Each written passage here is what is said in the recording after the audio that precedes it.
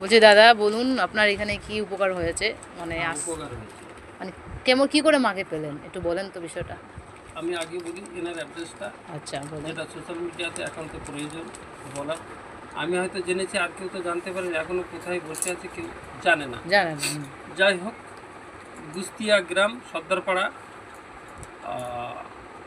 আমি আসলাম তারা মায়ের কাছে, উনি কামাক্কা সিদ্ধ।